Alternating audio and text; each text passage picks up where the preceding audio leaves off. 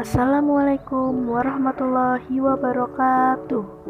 Hai teman-teman, selamat datang di Lingkungan Hidup bersama saya Dwi Nur Aini. Kali ini saya mau membahas materi tentang komponen lingkungan hidup. Komponen lingkungan hidup dibagi menjadi dua, yaitu komponen biotik dan abiotik.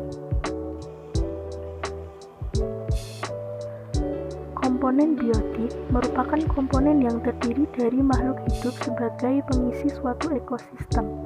Semua organisme merupakan komponen biotik.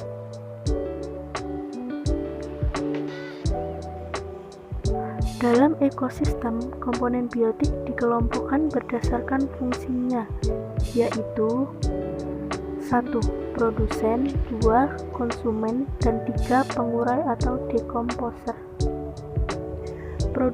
Produsen merupakan makhluk hidup yang dapat membuat makanannya sendiri sehingga disebut autotrof.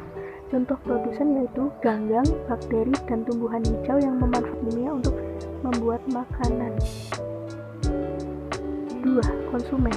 Konsumen adalah makhluk hidup yang memanfaatkan bahan organik dari produsen untuk menjamin kelangsungan hidupnya karena tidak dapat membuat makanan sendiri atau disebut juga heterotrof. Contoh konsumen yaitu manusia dan hewan. Dalam rantai makanan, konsumen yang mendapat makanan langsung dari produsen disebut konsumen 1. Konsumen dibedakan menjadi konsumen tingkat 1, konsumen primer, konsumen tingkat 2, konsumen sekunder, konsumen tingkat 3, konsumen tersier, dan seterusnya. 3. Pengurai atau dekomposer. Pengurai adalah makhluk hidup yang menguraikan kembali zat-zat yang semula terdapat dalam tubuh hewan dan tumbuhan yang telah mati. Dari proses pengurai akan dihasilkan zat-zat hara yang dimanfaatkan kembali oleh produsen. Contoh pengurai adalah bakteri dan jamur. Ada pula pengurai yang disebut detritivore, yaitu hewan pengurai yang memakan sisa-sisa bahan organik. Contohnya adalah kutu kayu.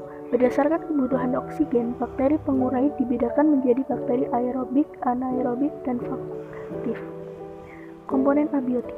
Komponen abiotik adalah keadaan fisik dan kimia di sekitar organisme yang menjadi medium dan substrat untuk menunjang berlangsungnya kehidupan organisme tersebut.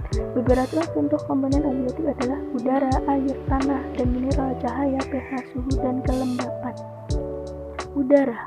Udara di atmosfer tersusun atas nitrogen, oksigen, karbon dioksida, dan gas lainnya. Nitrogen merupakan gas penyusun udara terbesar.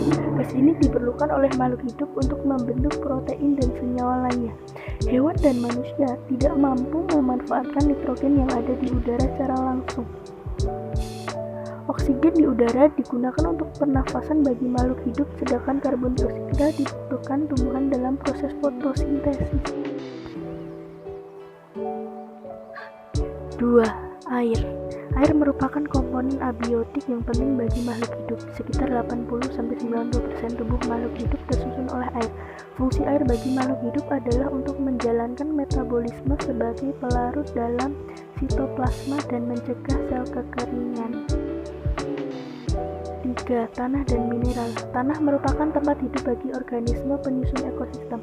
Tanah berfungsi sebagai sumber utama tersedianya mineral yang diperlukan oleh makhluk hidup seperti belerang, kalium, kalsium, natrium, dan fosfor.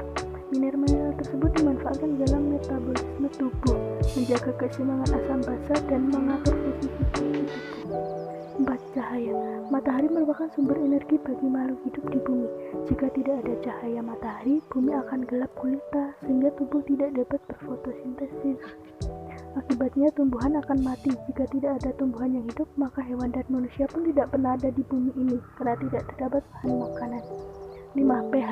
Derajat kesamaan pH merupakan tingkat keasaman suatu wilayah. Makhluk hidup membutuhkan lingkungan yang mempunyai pH netral, tidak asam dan tidak basa. pH merupakan komponen abiotik yang penting sebab mempengaruhi tingkat kesuburan perairan dan mempengaruhi kehidupan makhluk hidup di dalamnya. Dan yang keenam, terakhir, suhu dan kelembapan. Suhu lingkungan ditentukan oleh banyaknya sinar matahari yang diserap oleh komponen penyusun ekosistem. Makhluk hidup rata-rata dapat bertahan hidup pada kisaran suhu 0 derajat Celcius hingga 40 derajat Celcius. Suhu ideal untuk kelangsungan makhluk hidup adalah sekitar 27 derajat Celcius. Selain itu, makhluk hidup membutuhkan kehidupan untuk uap, air, dan vitamin. Sekian materi yang bisa saya bahas dan terima kasih sudah belajar bersama Papai. Wassalamualaikum warahmatullahi wabarakatuh.